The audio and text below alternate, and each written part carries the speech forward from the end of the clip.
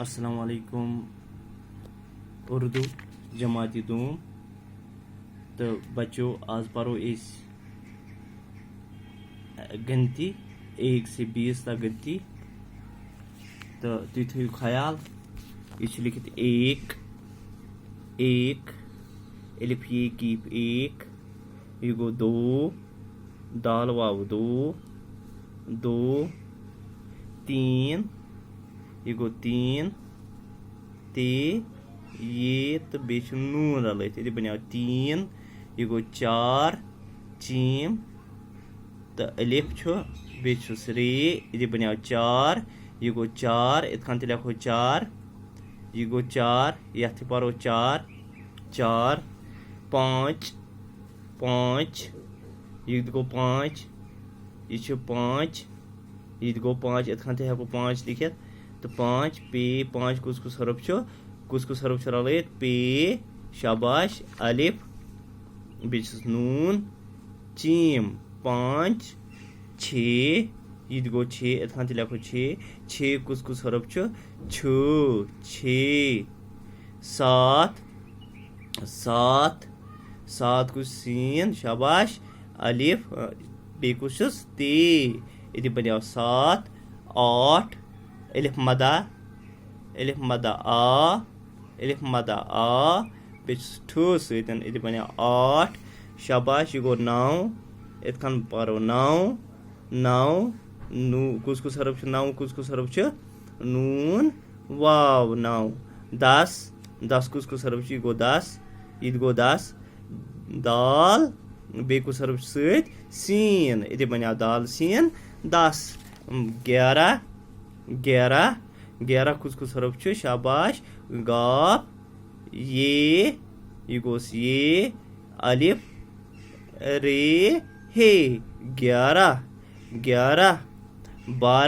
ये गो 12 ये गो 12 तो कुछ हरफ लिखित ये बे अलिफ रे हे 12 पत गो 13 कुछ हरफ ते ये रे हेरा 13 यथ वनो 13 13 अत वनो 13 वन उर्दू मज 13 ते बे कुछ हरफ ये रे हेरा 13 14 कुछ हरफ गो 14 14 यथ वन 14 वन उर्दू मज 14 चीम वाव दाल हे 14 15 यह गो 15 अत वन 15 पे नून दाल रे हे 15 16 यह गो 16 सीन वाव लाम हेला 16 17 कुछ हरफ शाबाश सीन ते रे हेरा 17 18 यह गो 18 19 गो अलिफ नून ये सीन 19 20 बे ये सीन 20 1 2 3 4 5 6 7 8 9 10